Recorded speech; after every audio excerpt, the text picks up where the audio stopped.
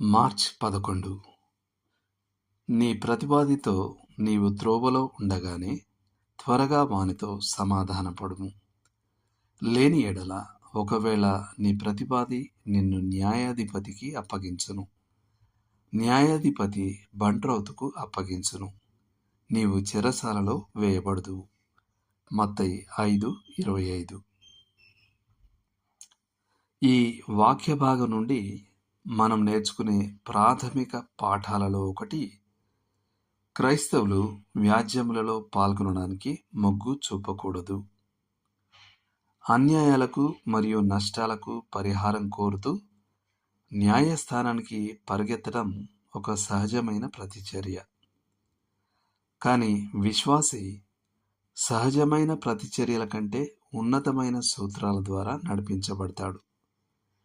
దేవుని చిత్తం తరచుగా సహజ స్వభావానికి వ్యతిరేకంగా వెళుతుంది.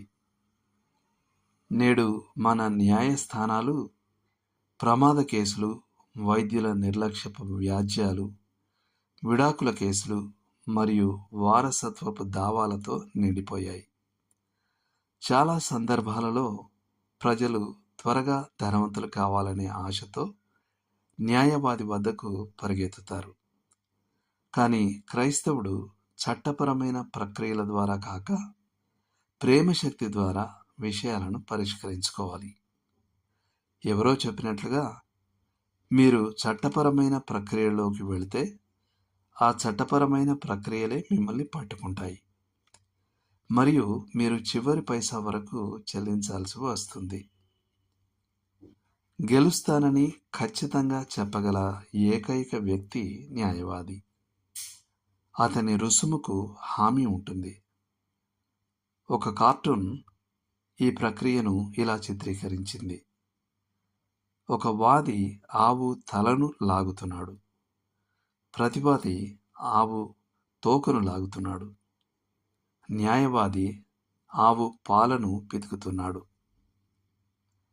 కొరింథీయులకు రాసిన మొదటి పత్రిక 6వ అధ్యాయంలో క్రైస్తవులు ఇతర క్రైస్తవులకు వ్యతిరేకంగా న్యాయస్థానానికి వెళ్ళడం ఖచ్చితంగా నిషేధించబడింది.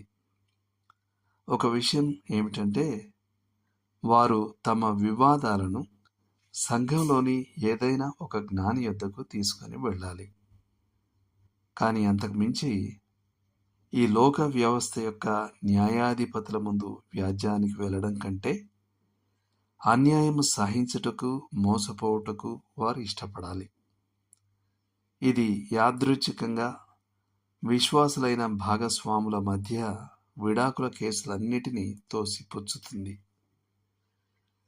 కానీ ఒక విశ్వాసికి అవిశ్వాసికి మధ్య కేసుల సంగతి ఏంటి? క్రైస్తవుడు తన హక్కుల కోసం నిలబడాల్సిన అవసరం లేదా? దానికి సమాధానం ఏమిటంటే, క్రీస్తు ఒక వ్యక్తి జీవితంలో మార్పును తీసుకొస్తాడు అని ప్రదర్శించడానికి విశ్వాసి తన హక్కులను వదులుకోవడం చాలా ఉత్తమం. తనకు అన్యాయం చేసిన వ్యక్తిపై వ్యాజ్యం వేయడానికి బదులు తన వాదనను దేవునికి అప్పగించి ఆ కేసును క్రీస్తు యొక్క రక్షించే, మార్పు చెందించే శక్తికి సాక్షిగా నిలవడానికి ఒక అవకాశంగా ఉపయోగించుకోగలగాలి. శక్యమైతే అతను సమస్త మనుషులతో సమాధానంగా ఉండాలి.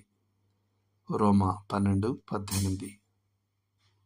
ఈ స్టాన్లీ జోన్స్ ఇలా రాశారు: ఒక వ్యక్తి తనకు తన పొరుగువానికి మధ్య కంచె వేయడం ప్రారంభించాడు. ఆ పొరుగువాడు వచ్చి ఇలా అన్నాడు: నీవు ఆ స్థలం కొన్నప్పుడు దానితో పాటు ఒక కోర్టు కేసు కూడా కొన్నావు. ఆ కంచె నా భూమిలోకి 5 అడుగుల దూరం రాబోతుంది. అందుకు ఆ వ్యక్తి ఇలా జవాబిచ్చాడు: నా పక్కన ఎల్లప్పుడూ ఒక మంచి పొరుగువాడు ఉంటాడని నాకు తెలుసు. నేను ఒక సలహా ఇస్తాను. కంచె ఎక్కడ ఉండాలని మీరు అనుకుంటున్నారో అక్కడే వేయండి. బిల్లు నాకు పంపండి, నేను చెల్లిస్తాను. అంతే. ఇక ఆ కంచె ఎప్పటికీ వేయబడలేదు. అలాంటి అవసరం ఇక ఎన్నటికీ రాదు. దేవుడు మిమ్మను దీవించునుగాక. ఆమెన్.